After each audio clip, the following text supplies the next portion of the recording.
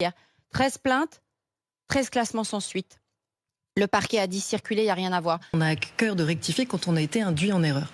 Et la semaine dernière, au moment de ma chronique, selon les informations que nous avions tous, puisque c'était une dépêche AFP, ce qui pour nous est une colonne vertébrale importante, l'agence France Presse. Attention, vous avez une directrice. Je le dis d'autant plus que je suis des cadres de l'AFP. Daphné. Je veux dire, quand l'agence France Presse fait une dépêche, évidemment, c'est normal que toute la presse en fasse écho, parce que c'est une source fiable et importante. Et l'AFP elle-même avait comme source le parquet qui, au moment où je prenais la parole mardi, avait fait état d'une garde à vue s'étant traduite par le flagrant délit de possession de deux matières s'apparentant, l'une à du CBD, l'autre à du 3-MMC, une drogue de synthèse.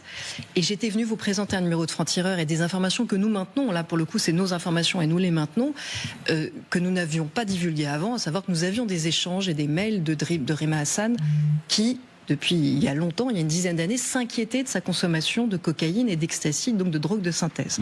Et pourquoi nous avions décidé, alors que jusqu'à présent nous n'en avions pas parlé et nous avions gardé pour nous ces échanges, nous avions décidé d'en parler sans révéler le contenu des messages, parce qu'Antoine Léaumont, un certain nombre de membres de la France Insoumise, s'étaient lancés dans une campagne de défiance vis-à-vis de la justice en disant que c'était un complot politique, que Antoine Léaumont a jusqu'à été dire sur sa chaîne vidéo que ses internautes lui disaient que ça arrivait que la police mette la drogue dans les affaires des gardés à vue, et Jean-Luc Mélenchon avait même parlé de barbouzerie d'État.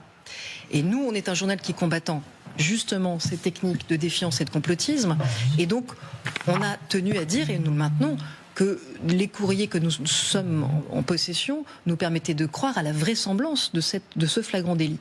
Mais par contre, il nous tient à cœur de rectifier, puisque le parquet, depuis, a fait d'autres analyses toxicologiques, et que la première matière qui, dans un premier temps, avait réagi, j'ai appris plein de choses ces dernières semaines sur des sujets qui étaient moins les miens. Moi, l'apologie du terrorisme, c'était plus ma partie à la base, mais sur la catinone, qui est une substance qui entre dans la composition du 3-MMC. Apparemment, il n'y a plus de réaction à la catinone à la deuxième analyse toxicologique. Il y a un produit qui est légal, qui est clairement, effectivement, du CBD. Il y a une seconde matière dont le parquet nous dit, et cette fois il a communiqué officiellement et encore plus clairement, dont le parquet nous dit qu'il présente un taux illégal supérieur au taux légal de 9 THC. Là, on parle d'un cannabis, enfin d'un dérivé du cannabis. Hein. On parle plus de drogue de synthèse. Qui a un taux illégal, mais néanmoins la matière, la quantité sont tellement faibles et c'est un taux illégal tellement faible que le parquet a décidé que ça ne pouvait pas prouver une intentionnalité et donc a décidé de classer sans suite.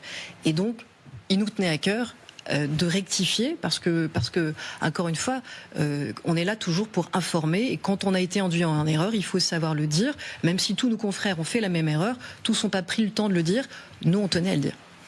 Voilà, le parquet avait dit s'apparentant à de la 3-MMC, donc il n'avait pas été formel, donc peut-être qu'on a été vite en besogne, comme une partie de la presse aussi, donc c'est bien de faire ce rectificatif. Merci beaucoup Caroline, et à mardi.